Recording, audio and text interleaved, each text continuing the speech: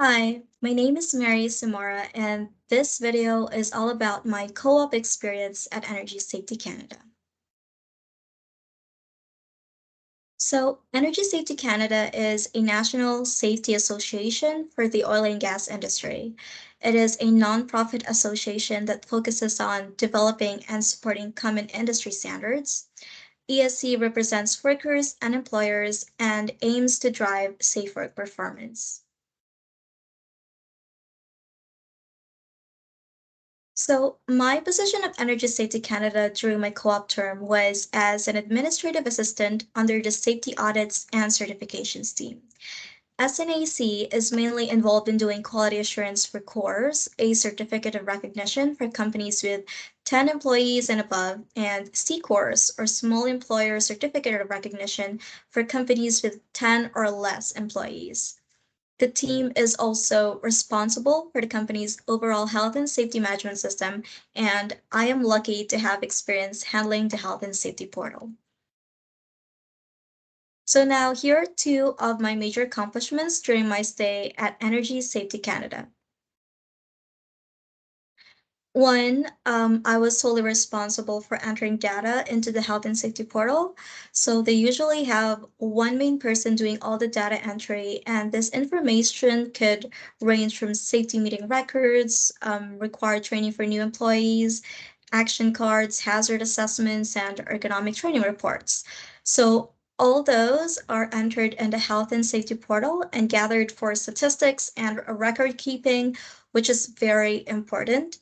So the person responsible for doing all the data entry had to take some days off. So they assigned me as the replacement for doing all the data entry in her absence. And of course, they trained me in everything. And it was a bit overwhelming at first, but I felt like it was an accomplishment because they trusted me enough to do the job and they were confident that I would be all right on my own. Another example of a major accomplishment would be when I was chosen to become the lead auditor for our baseline audit for another company. So, just a backstory during my stay at Energy Safety Canada, they were very generous in providing training for me, training that people from the oil and gas industry would usually have to pay for. So, one of those training was the Certified Auditor Health and Safety Program, which instructs health and safety professionals on conducting safety management system audits. So to successfully complete that course, you must submit a full health and safety qualification audit. So it was kind of like an internal practicum, I would say.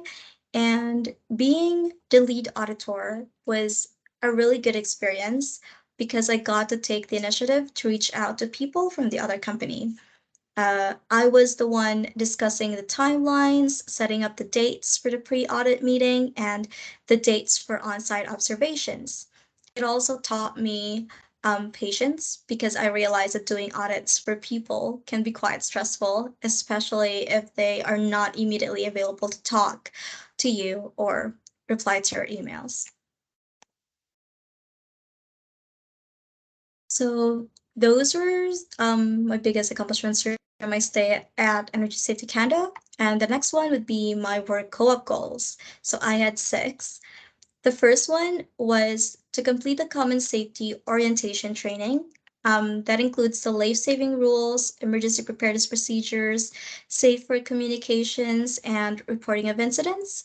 So it was this one whole orientation module that was very interesting and not at all like your usual bland orientations because I got to watch videos and do some game quizzes, which is not at all boring. So yes, I was able to accomplish that. My second SMART goal was to finish going through the online small employer certificate of recognition refresher procedures. So this one was directly related to what my job was when I was at ESC, and that was to conduct a small employer certificate of recognition. It was a lot of document and information digesting. However, still, I was able to accomplish it because going through all of the procedures helped me prepare for my next SMART goal, which was to conduct small employer certificate of recognition online reviews without mentor guidance. And this was a big deal for me because CCORs are quite overwhelming to do at first. To do a quality assurance CCOR, you need to really look deep into their document and assess whether they're meeting the standards, and not one company is similar. So it took many training hours and sessions before I could confidently do one and close out one CCOR. And actually, I feel like I should also write that down as an accomplishment. My fourth SMART goal was to develop monthly safety shares. So, safety shares are health and safety topics or tips sent out to help employees become more aware of health and safety. They are posted every month and can be viewed by anyone within the company. I was able to meet this goal because by the end of my co-op term, I had made and posted 4 safety shares, and I have also made a template that the department can use even after I'm not part of the company. The fifth one was supposedly my last project for the company, and it is to research and review existing health and safety onboarding programs. I would say that I was able to achieve this as well because I conducted internal interviews with new employees about what they think about the current HSC onboarding program of ESC, and I was able to share that information with my superior and mentor. And my last SMART goal was to develop a business case for workplace wellness program.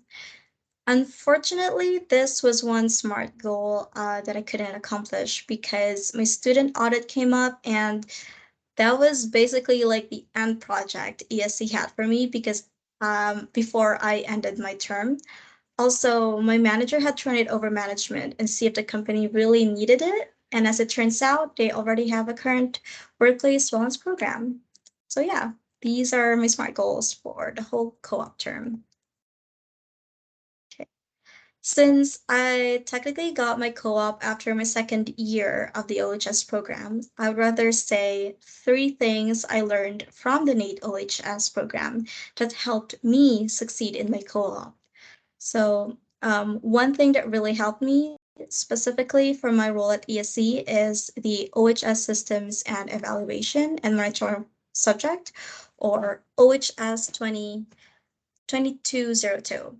I want to give credit to how the program really prepared me for undertaking core and C course.